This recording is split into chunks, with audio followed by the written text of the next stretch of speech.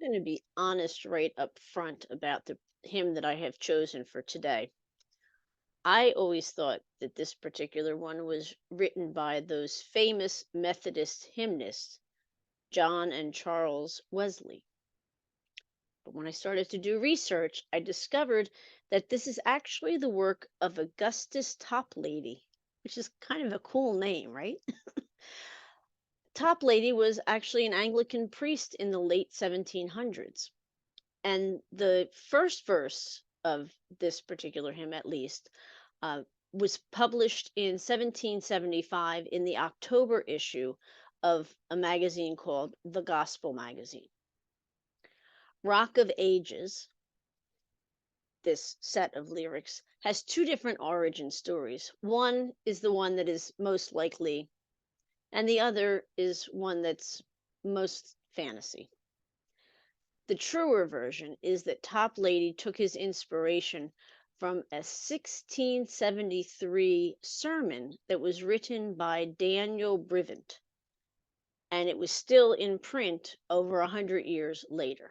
That must have been a pretty impressive preaching. Now, the better version, the one that's a little bit more interesting, says that one day, Toplady, then a curate, which in England is an assistant in the Church of England, in the nearby village of Blagden, was traveling along the gorge when he was suddenly caught in a storm. Finding shelter in a gap in the gorge, he was struck by the title and scribbled down the initial lyrics.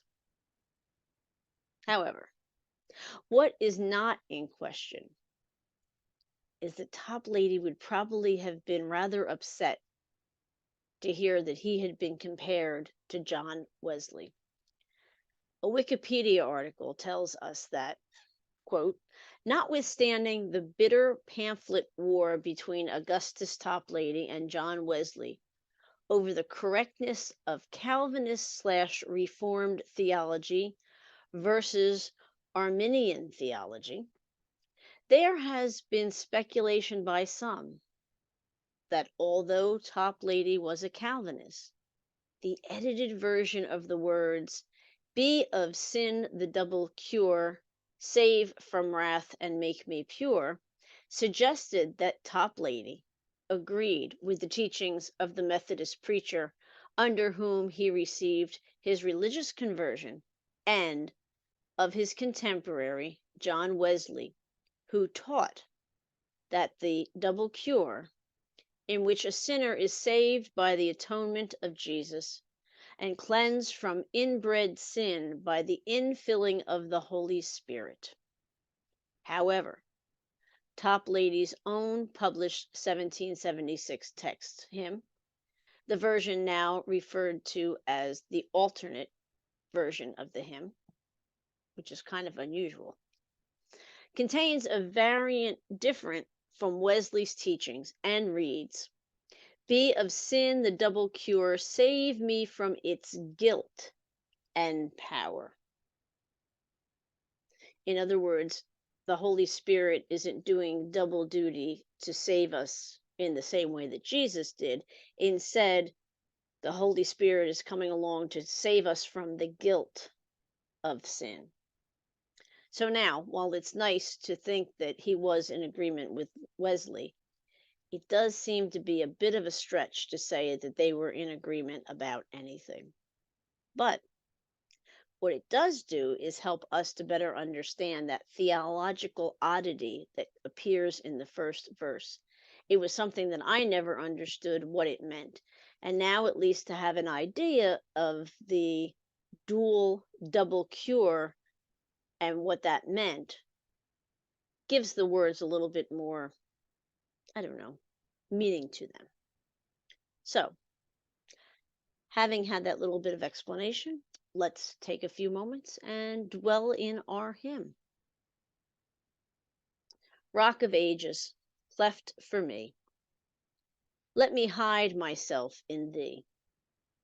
Let the water and the blood from thy wounded side that flowed be of sin the double cure, Cleanse me from its guilt and power.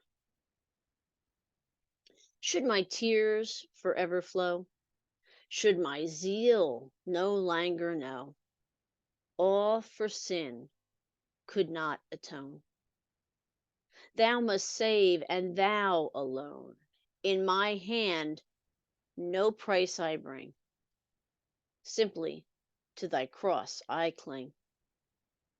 While I draw this fleeting breath, when my eyelids close in death, when I rise to worlds unknown, and behold thee on thy throne, Rock of Ages, cleft for me, let me hide myself in thee.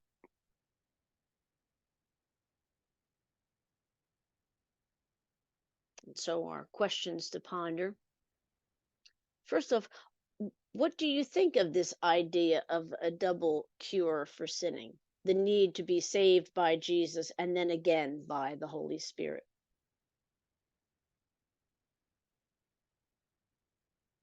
Secondly, take a few moments and think about that image of a cleft in a rock.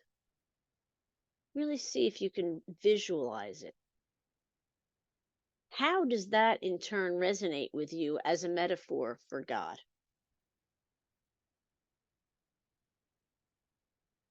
And thirdly, the underlying implication of this hymn is the idea of surrendering to God because we can't save ourselves. Have you experienced a time or an event in your life where you have done this, where you have surrendered and turned it over to God?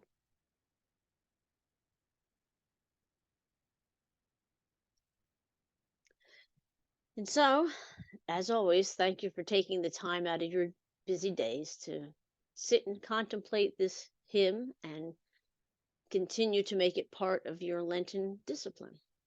And so, until we get back together again tomorrow, I hope you will take care and may God bless.